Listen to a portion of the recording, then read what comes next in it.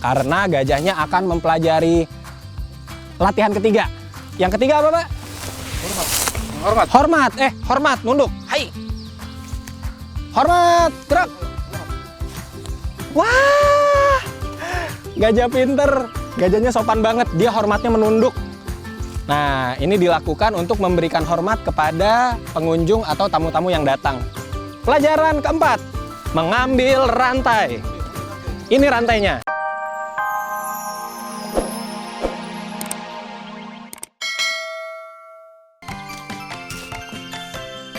Nah itu dia. Temennya Libo. Karesa belum kenalan, nggak tahu tuh namanya siapa. Siapa namanya? Dipo. Ipo. Wow. Lido sama Ipo. Mirip ya namanya ya. Ipo, sini Ipo. Kita main sama-sama. Hei, yuk. Ya, Pak. Yang ini bisa dinaikin. Wuhu. Karesa mau naik Ipo karena dia sudah jinak dan sudah terlatih. Cara naiknya gimana, Pak? Ipo duduk. Ih, mau naik gajah. Wow. Oke. Aduh.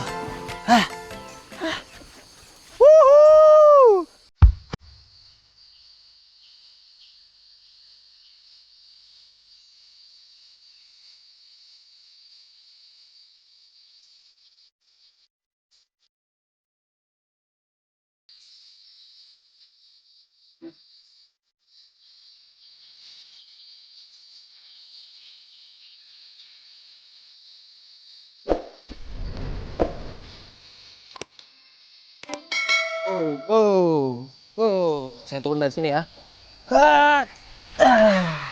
Nah, adik-adik, tenang.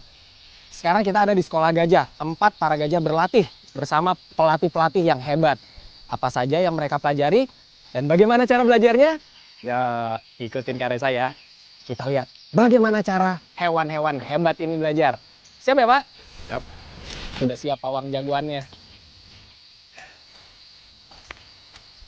Padi, sini Padi. Wah, tos dulu dong. Mantep, keren banget. Tadi udah naik gajah, sudah kenalan sama gajah, ada 2. Nah adik-adik, sekarang kita lihat yuk sama-sama bagaimana para gajah ini belajar bersama bapak-bapak guru yang hebat. Silakan Pak. Ini apa dulu nih Pak yang mau kita pelajari? Kita suruh angkat kaki. Angkat kaki. Nah begini nih cara gajah belajar angkat kaki. Fungsinya angkat kaki biar kita bisa naik dari kakinya. Oh gitu, jadi fungsinya adalah supaya kaki depannya mengangkat dan pelatihnya bisa naik ke gajah, ke punggung gajah melalui, jadi ini jadi tangga ya Pak? Iya, jadi tangga. Jadi tangga. Coba Pak. Ya, Bu. Angkat kaki. Kaki. Dia nurut. Lihat tuh, kakinya langsung diangkat dan Padi langsung naik ke atas. Hebat. Tadi udah belajar ngangkat kaki. Pelajaran kedua adalah apa Pak? Duduk. Karesa tahu. Pasti gunanya supaya Bapak bisa turun nggak pakai loncat ya Pak. Kita lihat yuk gimana cara dia belajar duduk. Oke? Oke. Kita mulai duduk. Ya. Duduk. Duduk.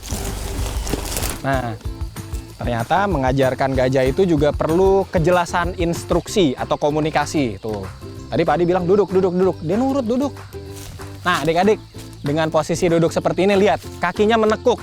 Jadi, kalau ada pengunjung yang mau naik seperti ini nih, bisa naik ke sini, set, kemudian manjat ke atas gajah dan duduk di punggungnya. Tapi Karesa nggak akan naik sekarang, Karesa mau turun lagi. Karena gajahnya akan mempelajari latihan ketiga. Yang ketiga apa, Pak? Hormat. Hormat, nunduk. Hai. Hormat, gerak. Wah, gajah pinter. Gajahnya sopan banget, dia hormatnya menunduk. Nah, ini dilakukan untuk memberikan hormat kepada pengunjung atau tamu-tamu yang datang.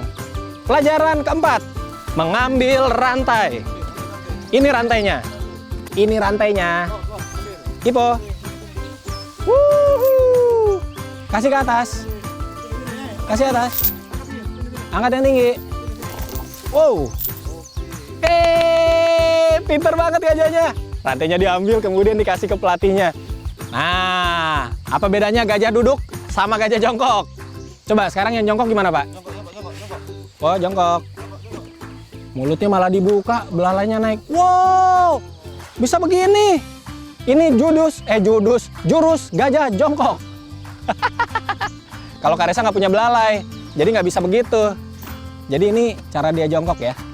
Hebat, terima kasih, Po. Nah, abis belajar ini kita ngapain, Pak? Sekarang kita mau apa? Mau mandikan gajah. Raja ikut nggak? Mandiin gajah? Iya. Ikut yuk, kita mandiin gajah. Cebur.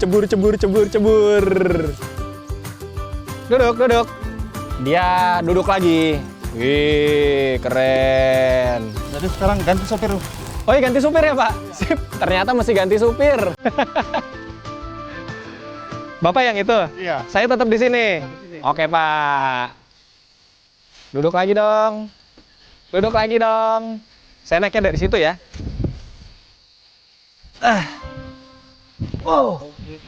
Iya, terima kasih. Wuhu. Ya.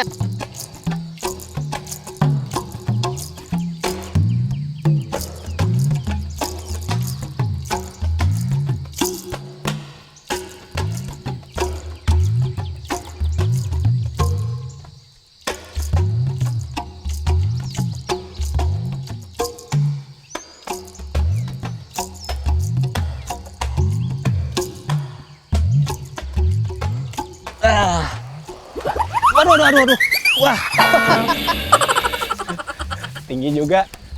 Sebelum mandiin gajah, Kak Resa mau melepas perlengkapan yang tidak boleh basah. Sebentar ya.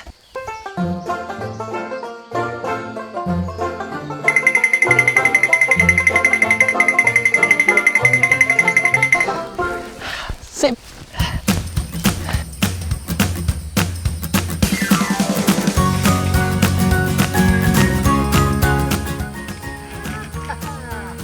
Kita mandiin gajah yuk. Oke, waktunya mandi. Wuhu. Wah. Airnya sejuk. Ternyata setelah seharian belajar, gajah ini perlu mendinginkan tubuhnya.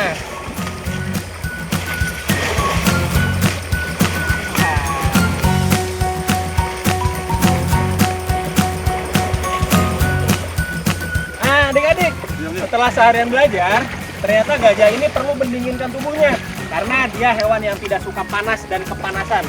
Dengan mandi seperti ini, dia bergembira dan tubuhnya adem lagi. Karena saya juga pengen adem. Mandi sama gajah. Wow, lihat belalainya. Ayo gajah. Kita mandi sama-sama. Mandi.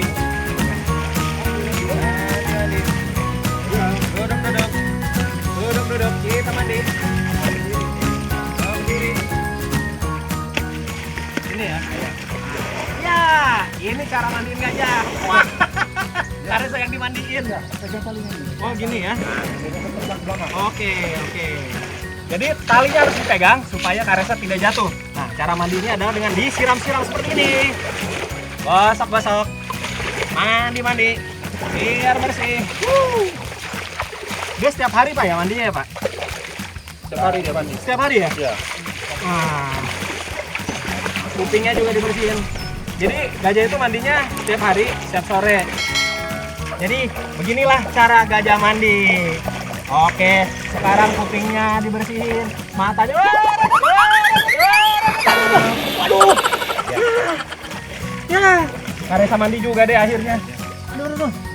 Ini saya naik lagi Pak. Aduh. Mandi sama gajah, pengalaman yang luar biasa.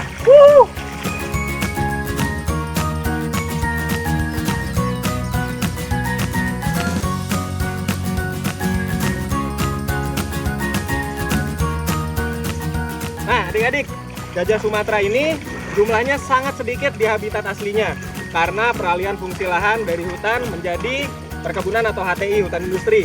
Dengan adanya sekolah gajah ini, jumlah gajah yang sudah tidak terlalu banyak itu bisa kita jaga di sekolah gajah ini sehingga gajah ini bisa bekerja sama dengan manusia. Dan tentunya dia senang mandi-mandi di sini. Tapi memang di dalam habitat aslinya, gajah itu selalu berada di dekat sumber air karena dia suka mandi, dia tidak suka panas. Soalnya tubuhnya yang besar itu membutuhkan kesejukan. Ngomong-ngomong kesejukan, Teresa juga merasa sejuk nih, mandi bareng gajah. Nah, adik-adik, lihat nih, gajahnya bisa berjalan di air. Sebenarnya bukan jalan di air, karena tubuhnya yang tinggi, dia bisa melintasi genangan-genangan air seperti sungai-sungai yang rendah. Dan ini adalah salah satu manfaat gajah, bisa dijadikan sarana transportasi di dalam.